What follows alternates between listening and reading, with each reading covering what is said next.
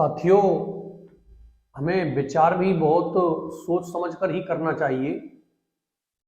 विचार बड़ा महत्वपूर्ण होता है और विचार ही आपके चरित्र, जीवन और व्यक्तित्व का निर्माण करते हैं। क्योंकि हम जैसे विचार रखते हैं वैसे बन जाते हैं। एक राजा के दो पुत्र थे और दोनों पुत्र जुड़वा थे। ना कोई बड़ा था ना कोई छोटा था। अब दोनों पुत्र युवा हो गए। राजा वृद्ध हो चला था और राजा की ये इच्छा थी कि कोई मेरे राजपाट को संभाले इनमें से, तो मैं अपना बचा हुआ जीवन ईश्वर भक्ति में लगाऊं।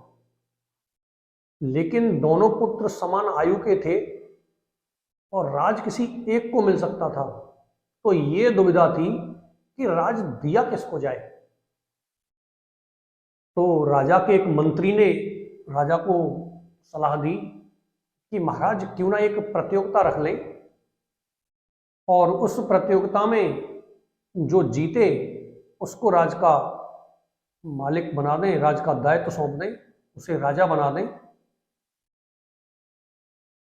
तो राजा ने ये उत्तम विचार सुनकर अगले ही दिन प्रतियोगिता का आयोजन किया और दो बराबर के कमरे लेकर अपने दोनों पुत्रों को दे दिए। उनको अपने पास बुलाया और कहा कि देखिए, मैं तुम दोनों को सोने के 10-10 सिक्के दे रहा हूं। ये दोनों कमरे बराबर हैं, बराबर का क्षेत्रफल है और ऐसा कुछ करिए कि ये दोनों कमरे भर जाएं। तो दोनों राजकुमार सोचने लगे।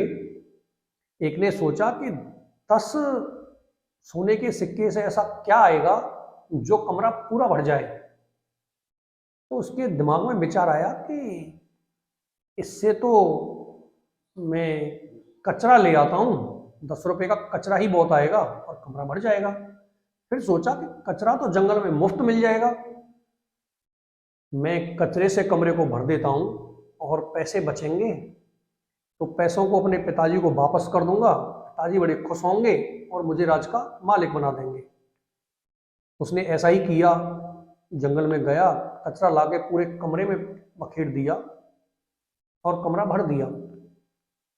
दूसरे राजकुमार ने विचार किया कि मैं क्या करूं और उसको एक उत्तम विचार आया।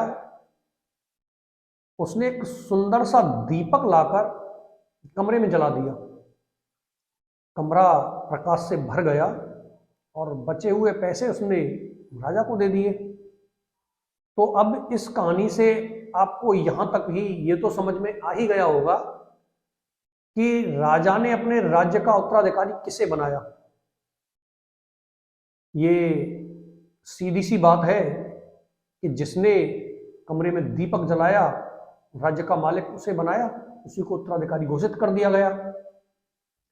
लेकिन साथियों, उस कमरे की तरह हमारा मन भी होता है और इस मन को भरने के लिए हमारे पास सीमित साधन भी होते हैं। अब हमें देखना यह है कि हम इसे कचरे टाइप उल्टे सीधे विचारों से भरेंगे या अच्छे विचारों को साथ लेकर दिव्य प्रकाश से इसको जगमगाएंगे। जब हम इसको उल्टे सीधे विचारों से भर के रखते हैं तो हम अपने साथियों से ईर्ष्या, द्वेष भाव ये सब कुछ रखते हैं। हम किसी से प्रेम भी नहीं करते और इन सब के बावजूद हम अपने काम में ज्यादा लगन भी नहीं लगा पाते इन सभी चीजों से। फलस्वरूप हमारे काम खराब होते हैं। दूसरी तरफ अगर हम अपने मन रूपी कमरे को दिव्य विचारों के प्रकाश से भरेंगे तो हम किसी से अपनी तुलना नहीं करेंगे, किसी की अवहेलना नहीं करेंगे और अपना रिमोट हम दूसरे के हाथ में देकर नहीं रखेंगे।